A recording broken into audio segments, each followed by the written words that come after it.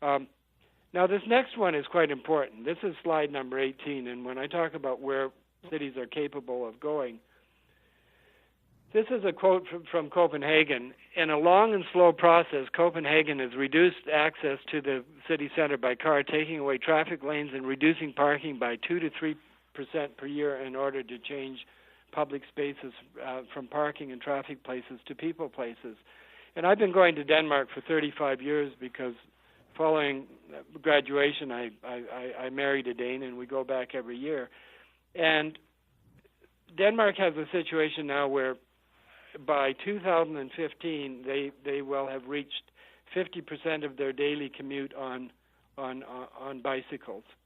And I know you might laugh at that and say, "Well, that's Denmark, and we're Denver," but it does snow there.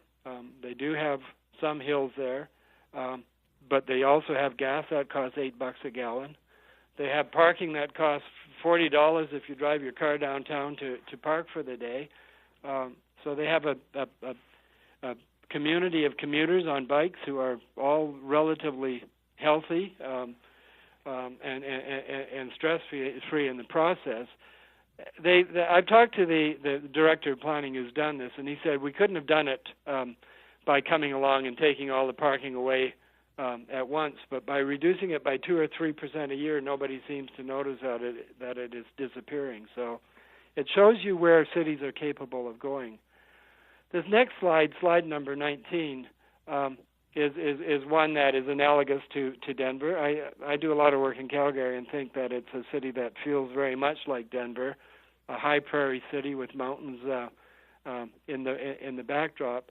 Where you see the star on Anderson, that used to, when the LRT system was built in the South Line, which that represents was the first line, that was the end of the line, and so there's a 17-acre park and ride site right there, and we've been given the job to reduce it down to from 1,700 stalls to 700 stalls, and put the parking down at the other 1,000 stalls plus more down at the end of the line where we think park and ride should be, and it goes to this truism I write where downstream communities should not become parking lots for upstream communities. What's happening is people are driving halfway to the downtown before they get to this park and ride lot and get out and park, and it doesn't really seem fair for the built-up city, and it doesn't make sense for their commute time either. Another thing that I'll tell you, and this goes back to the high cost of free parking, is that I'm a strong believer that all parking at transit stations should be paid for, and it can be used to fund parking structures or to fund TOD development, etc. What the city of Calgary is doing in their outlying park and ride lots are they're selling stalls on a monthly basis for $80 or $90 so that you can reserve a stall. And I know there are stalls beyond that people walk to, but the funny thing about people and parking, they like to drive and then get out of their car and be where they want to be. And so they're paying I don't know if they're paying it gladly, but they're paying it. They're paying $80 or $90 a month for the privilege of parking their car in a preferred spot at a park and ride lot. And it's something that all of you should consider, because I'll bet you'll find people who want to pay that rather than walk further or take a chance of not having a stall. Peter had sent me this drawing on the Inglewood saying that there were some problems with the park and ride, which, as I understand it, is at the top of the map, and that little, the little, I don't know what. It's not a square, but the property which holds quite a few cars. And I think what's happening is people are getting out and walking right to the LRT or to the transit station and not accessing the retail. Now, one of the things that we found right back to when we worked on the Minneapolis project is that commuter traffic in itself will rarely drive retail. You simply have to combine it in with a larger mixed-use development. For the most part, people want to get off the train and or get out of their car and onto the train.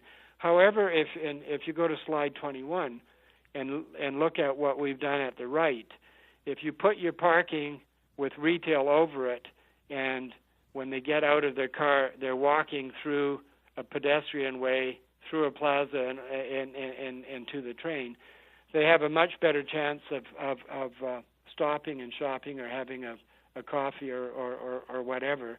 And you start to put together the variables that you need for a successful mixed-use TOD development. So wherever possible, and I agree with what Bill said, that of all of your 50 park and ride sites, they won't all be candidates for TOD, but where they are, make sure that you make your commuters work by walking in and through your retail offerings, because you give them a chance for success. Otherwise, it won't work. Now, this last part here, and this is kind of future speak again, but all our development since World War II has been centered on the car, and that will have to change. I was reading the newspaper the other morning and came across an article in the New York Times about a new community called Vauban in Germany. North American planners are watching how an innovative district in Germany it should be, is creating a community that is free of automobiles. And here's some of the points from the article. Car-free except the main thoroughfare. Car ownership allowed, but there are only 2 places to park, large garages at the end of the development. Parking is decoupled from home ownership, and you have to pay $40,000 for a parking space. Residents have carts that they haul behind bicycles for shopping and children's play dates. For trips to IKEA, families use the services of a car-sharing club. And I know a lot of people in Europe who live lifestyles that we just would think are not possible, and yet they are, and they're living very happy lives. So it leads me to my conclusions that all existing communities need comprehensive parking policy plans. Any or all new community development must be accessible by public transit. In addition, TDM's employee and student transit passes and car-sharing programs should be initiated. Complete communities must include residents, jobs, shopping, leisure, and services.